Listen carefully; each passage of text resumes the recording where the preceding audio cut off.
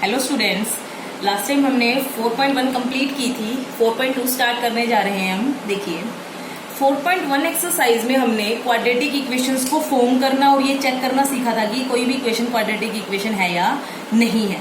अब 4.2 एक्सरसाइज में हम उस इक्वेशन को सोल्व करना सीखेंगे। इट मीन्स हम वेरिएबल की वैल्यू फाइंड आउट करना सीखेंगे।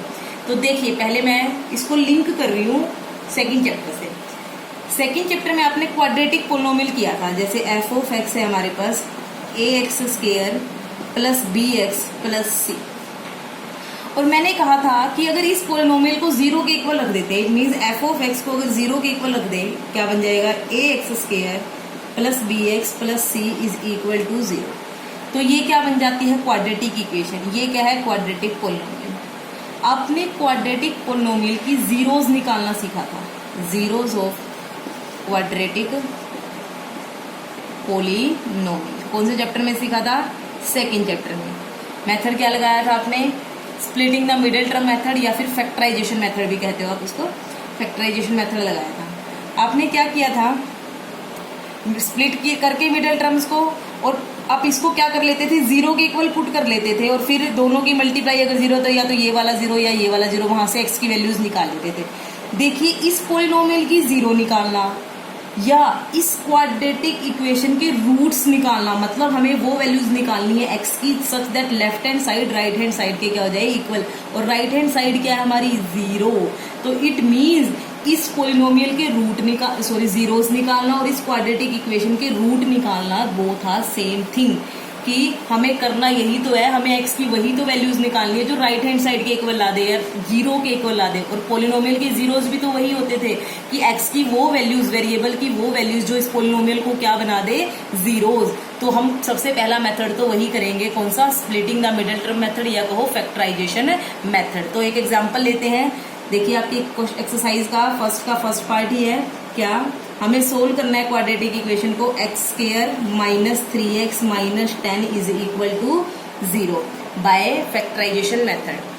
तो फैक्टराइजेशन मेथड आपको वैसे तो आता है, मैं रिपीट कर रही हूँ थोड़ा सा। क्या करना होता है हमें, पहले तो जो क्वाड्रेटिक इक्वेशन है उसमें जो वेरिएबल्स वाली टर्म्स है उसको डिसेंडिंग ऑर्डर में लिख लो। सबसे पहले एक्स स्क्वायर वाली टर्म, फिर एक्स वाली, और फिर कॉन्स्टेंट टर्म। अगर एक्स वाली टर्म नहीं है तो कोई बात नहीं, पहले पावर वाली मतलब हाईएस्ट पावर वाली, फिर लोवेस्ट ऐसे करके लिख लेंगे आपको। फिर क्या करना है आपको, जो कांस्टेंट टर्म और एक्स स्क्वायर का कोफिशिएंट है उसकी मल्टीप्लाई करनी है। ये रफ का वर्क है। इसका कोफिशिएंट कितना है, 1, और ये कितनी है कांस्टेंट टर्म, -10। दोनों की मल्टीप्लाई कितनी आएगी, -10। ठीक है, अब एक बार साइन को साइड में रख दोगे, इस 10 के फैक्टर बनाओगे, 10 की प्राइम फैक्टराइजेशन करोगे, 2 5 जा 10, 5 5 जा 1, ये 1 भी इंक्लूड रखना है। अब इस 10 के फैक्टर को इस तरह से अरेंज करना है कि उनका ऐड करके कितना है, -3, और x तो पीछे लगेगा ही दोनों के पीछे। ठीक है, तो किस तरह से -3 लाना है, और मल्टीप्लाई कितनी आनी चाहिए, ये वाली -10। तो देखिए अगर मैं 5 2 जा 10 और 1, 10 और 1 करती हूँ, तो 10 और 1 की मल्टीप्लाई -10 तो आ सकती है। क्या इनको ऐड करके 3 आ सकता है माइनस का, नहीं आ सकता। 5 और 2 की मल्टीप्लाई -10 ला सकते हैं, और इनको ऐड करके -3 भी आ सकता है। कब, जब 5 को माइनस का ले ले और 2 को प्लस का।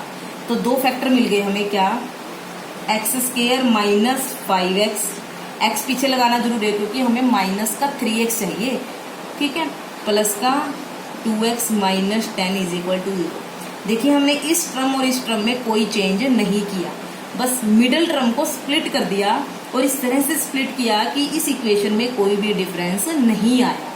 और इनकी स्प्लिटिंग मैंने आपको बताई, इसकी और इसकी मल्टीप्लाई कीजिए, और हमें उसके फिर प्राइम फैक्टराइजेशन करनी है। उनको इस तरह से अरेंज करना है कि उनकी एडिशन करके कितना आ जाए, -3। ये आप सेकंड चैप्टर में भी सीख चुके हैं।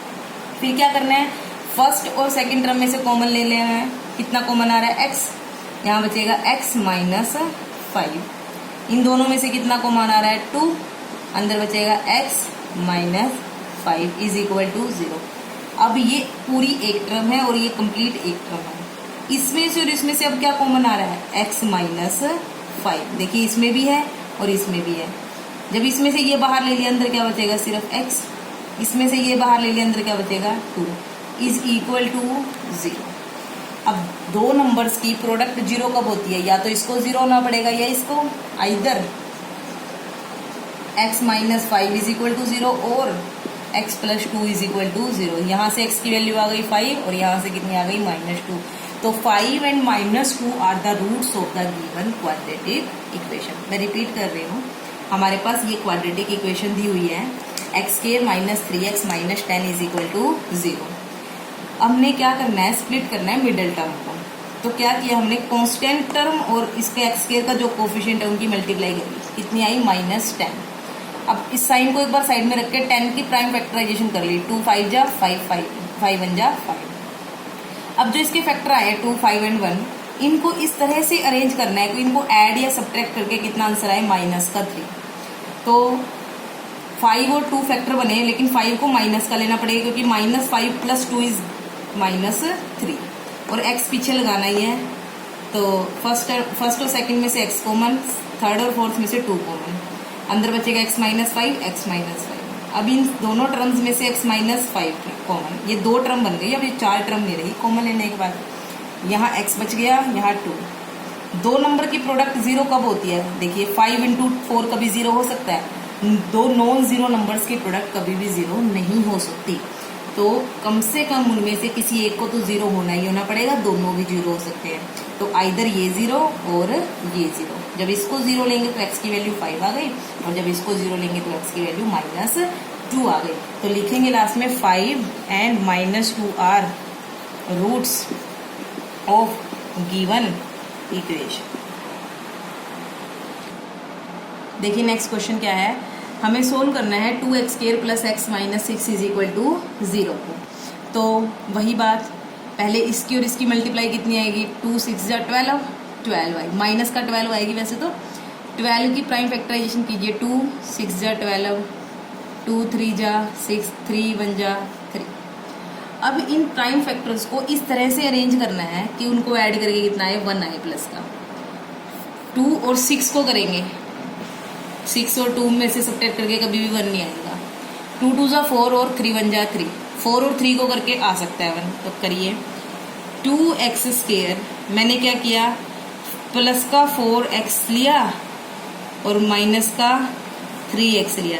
देखिए इनकी मल्टीप्लाई -12x² आएगी और इनको ऐड करके कितना आएगा, प्लस का x, और -6 is equal to 0। Multiply minus का 12 भी आनी चाहिए, 4 इंटू -3 इज माइनस का 12। वही फर्स्ट और सेकंड में से कॉमन, एक तो 2 कॉमन आ रहा है और एक क्या आ रहा है, x। 2 इसके भी और इसका भी फैक्टर है, x दोनों में है। यहाँ बचेगा अकेला एक x, प्लस 2 बाहर ले लिया, x ले लिया, क्या बचेगा 2। इसमें से और इसमें से -3 कॉमन आ रहा है, यहाँ बचेगा x, माइनस बाहर ले लिया तो कौन सा साइन बचेगा, प्लस का। 6 में से 3 बाहर लिया तो 2।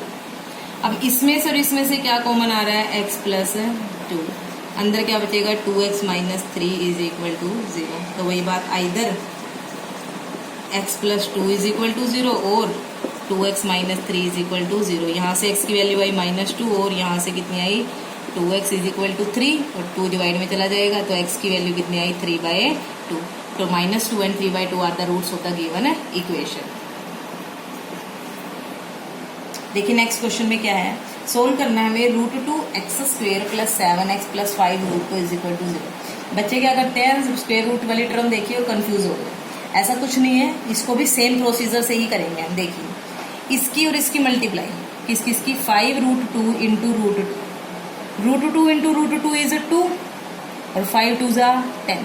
इन दोनों की मल्टीप्लाई कितनी आई, 10 आई। अब 10 के फैक्टर बनाने हमें, 10 के कीजिए, 2 5 जा 10, 5 1 जा 5। इनको इस तरह से अरेंज करना है कि ऐड करके कितना है, 7। ऑब्वियस है, बिल्कुल सामने दिख रहा है, 2 एंड 5। 5 और 2 को ऐड करेंगे 7 और 5 और 2 की मल्टीप्लाई 10।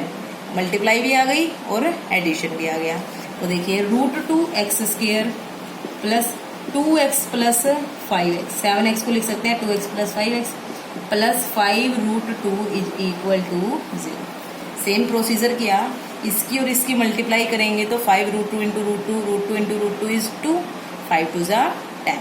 10 के प्राइम फैक्टर किए, 2 5 जा 10, 5 1 जा 5 और 2 और 5 बन गए फैक्टर। जैसे ऐड करके कितना आ रहा है, 7। इसमें से और इसमें से देखिए 2 को मैं लिख सकती हूँ √2 इंटू √2, तो इसमें से और इसमें से क्या कॉमन आ रहा है, एक तो √2 और एक कौन कॉमन आ रहा है, x। तो √2 भी कॉमन लीजिए और x भी, क्योंकि मैं 2 को लिख सकती हूँ √2 इंटू √2। एक x बचेगा यहाँ, देखिए यहाँ से एक तो √2 कॉमन ले लिया, एक x ले लिया, क्या बचेगा अकेला एक √2, क्योंकि 2 को लिख सकते हैं √2 मल्टीप्लाई √2 प्लस इसमें से इसमें से क्या कॉमन आ रहा है, ओनली 5। यहाँ क्या बचेगा x प्लस यहाँ क्या बचा √2 इज इक्वल टू। अब इस टर्म और इस टर्म में से क्या कॉमन आ रहा है, x प्लस √2, x प्लस √2, यहाँ बचेगा √2x और यहाँ बचेगा 5 इज इक्वल टू 0। फिर वही आइदर ये 0 और ये 0, either x plus √2 is equal to 0 और √2x plus 5 is equal to 0। यहाँ से x की वैल्यू आई -√2 और यहाँ से √2x is equal to -5, x is equal to -5 by √2। तो एक तो ये इसकी रूट आ गई और एक ये आ गया। तो आपको क्वेश्चन को देख के घबराना नहीं है, तो लास्ट में लिखोगे भी कि -2 and -5 by √2 are the roots of given equations. 3 question कर लीजिएगा। Thank you.